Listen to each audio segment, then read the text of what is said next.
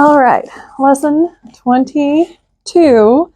We're going to talk about the workout that I picked for today was the 4-time with the alternating pistols, starting at the rep of 50, going down by 10 on those, and then 25 ring dips, decreasing by 5 on the ring dips. So I decided to choose the pistols as my movement for today. And when I was looking at this, I want my pistols to be done somewhere between 8 and 10 minutes.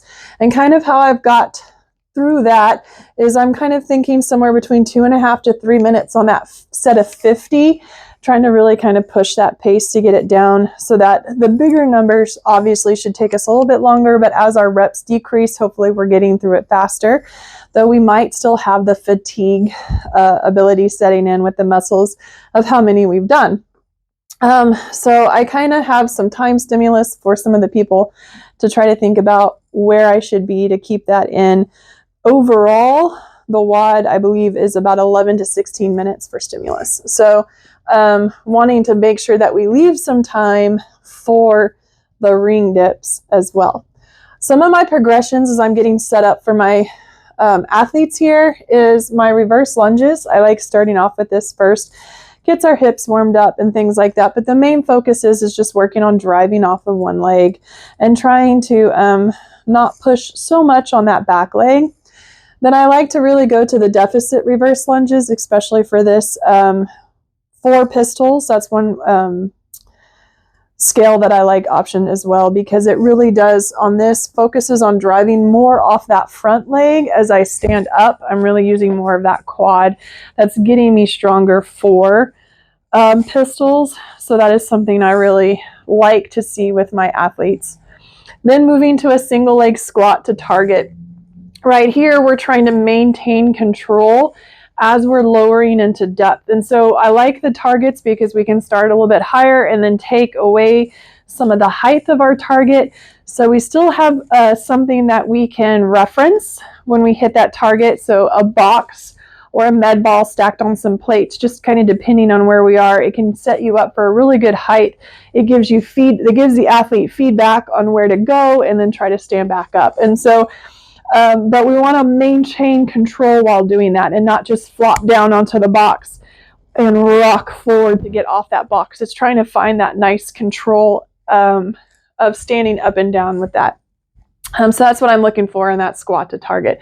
And then, of course, pistols, I want us to think a tight core, right? Getting into nice core tight, getting that body in as we hit depth and kind of come up and out of that as well.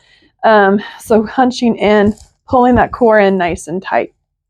My athletes that I was thinking about here, my beginner is Mo.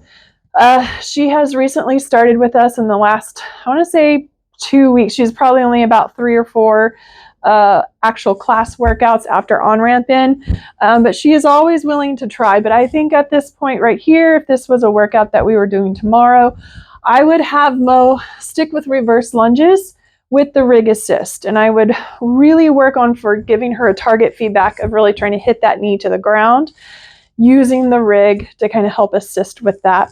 I would also with her, because of how new she is and how fast we move in certain things, is I'm probably going to just reduce her reps. And what I would think how I would like to do that is I'm going to have her start at 30 pistols.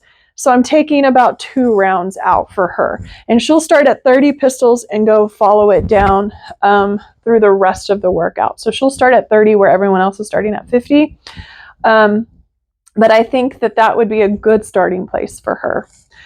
Curly has been here for a while now, over a year, is very great at cardio, getting better at some strength issues, a lot of mobility that she's working on, but she's had some injuries and some things, so we are still working on certain movements.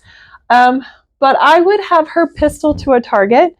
For her, I would really like almost to challenge her. I would push her into more of a med ball stacked plates because it's a little bit less stability than just a box. But I'm going to challenge her to get a little bit lower on that height, so it's not, we're going to challenge the depth of her single leg squat today with this workout. and try to get those hips below the knees or a little bit lower than what we have been doing.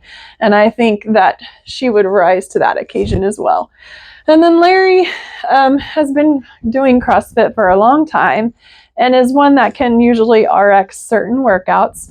And he is one that I'm going to just encourage the pace. I'm going to tell him, think Urkel, get nice and tight into that, and then go, right? Tighten that core and go.